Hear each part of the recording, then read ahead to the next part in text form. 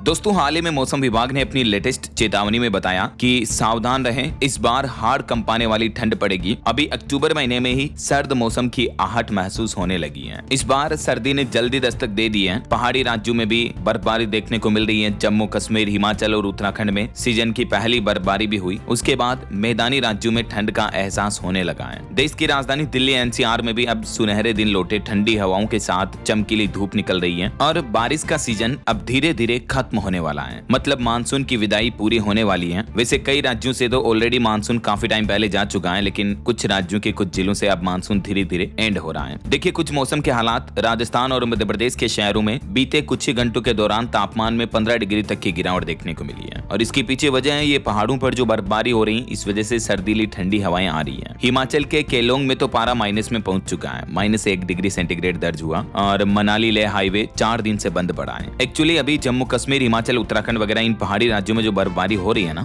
तो उसी का असर मैदानी राज्यों में देखने को मिल रहा है। मैंने आपको बताया ना, हवाओं का रुख बदलने की वजह से उत्तरी भारत में ठंडी हवाएं चलने लगी हैं। यही वजह है कि हरियाणा, पंजाब, राजस्थान, मध्य प्रदेश, दिल्ली, उत्तर प्रदेश, इन राज्यों के कई जिलों में रात का तापमान 20 डिग्री सेल्सियस तक नीचे आ गया है। यहाँ तक कि सुबह सुबह तो सर्द हवाओं के साथ हल्का कोहरा भी छाने लगा है। अभी हिमाचल प्रदेश में लगातार 4 दिन बारिश और बर्फबारी हुई। उसके बाद अब मौसम साफ रहा। हालांकि कुल्लू, लाहौल स्पीति, किन्नौर, चंबा, मंडी, कांगड़ा, शिमला वगैरह यहाँ अभी भी बर्फ की चादर बिछी हुई है। मतलब भारी बर्फबारी हो रखी है। ये तस्वीरें आप देख सकते हैं देश भर से मौसम की। और उत्तराखंड में भी ये देखिए बर्फबारी की तस्वीरें। कर्नाटक के बेंगलुरु में अभी बीती रात भारी बारिश हुई। इससे व्हाइट फील्ड समेत कई शहरों में पानी भर गया, क्योंकि दक्षिण भारत के कुछ राज्यों में बारिश का सिलसिला जारी है। और ये देखिए उत्तराखंड के केदारनाथ में भी पिछले कुछ दिनों से लगातार बर्फबारी हो रही है। तो वहीं ये हिमाचल प्रदेश में भारी बारिश और बर्फबारी से लाहौल स्पीति में सेब के हजारों पेड़ों को नुकसान हुआ और किसानों की सेब की फसलें बर्बाद हो गई। ये देख सकते हैं आप, सेब के टूटे हुए फल नीचे गिरे हुए हैं। राइट। कुछ और राज्यों के मौसम की स्थितियां देखिए आप। मध्य प्रदेश में अक्टूबर के दूसरे सप्ताह में ही रातें ठंडी हुई। राजगढ़ में पारा 16 डिग्री से नीचे पहुंचा। और अभी मौसम विभाग का कहना है कि मध्य प्रदेश में 14 अक्टूबर से एक नया सिस्टम एक्टिव होगा। तो इस वजह से वैसे तो अगले 4 दिन मध्य प्रदेश में बारिश का अलर्ट नहीं है, तेज बारिश की चेतावनी नहीं है। भोपाल, इंदौर, ग्वालियर, उज्जैन, जबलपुर समेत अधिकांश शहरों में धूप खिली रही। भोपाल में ठंडी हवाएं भी चल रही हैं। बाकी आज एमपी के 3 जिलों में हल्की बारिश हो सकती है। किन किन जिलों में, ये मानचित्र में आप डिटेल देख सकते हैं। और उसके बाद वैसे तो मध्य प्रदेश से अभी 12 जिलों से मानसून लौट चुका है और कल से मानसून की रवानगी अन्य जिलों से भी शुरू हो जाएगी।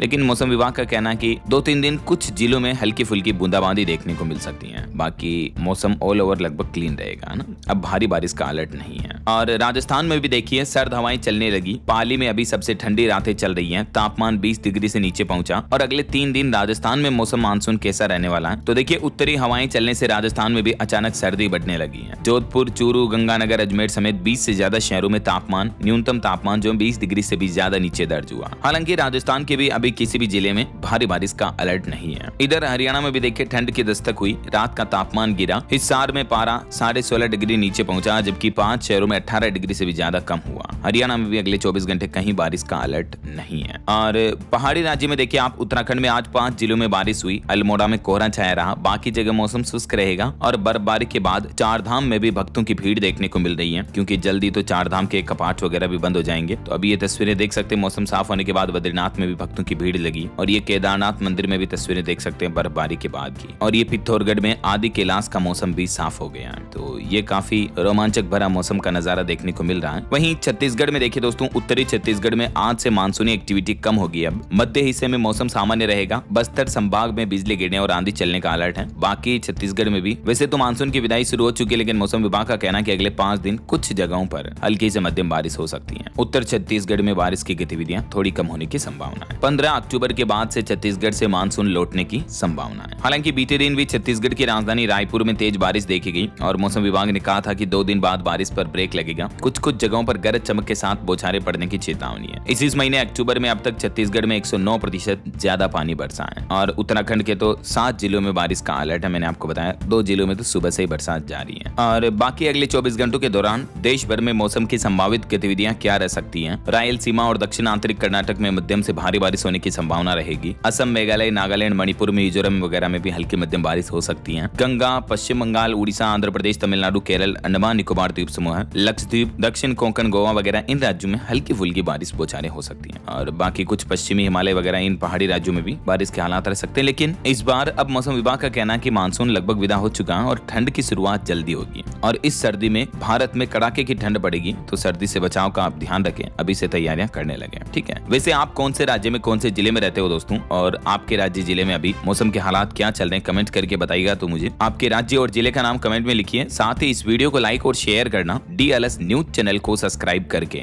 बेल आइकन जरूर दबा देना, रोजाना ऐसी इन्फॉर्मेटिव जानकारियां, महत्वपूर्ण समाचार देखते रहने के लिए। और आज करवा चौथ का पर्व भी है, आप सभी को हैप्पी करवा चौथ। मिलेंगे अगले नेक्स्ट अपडेट में, तब तक के लिए जय हिंद, जय भारत, वंदे मातरम।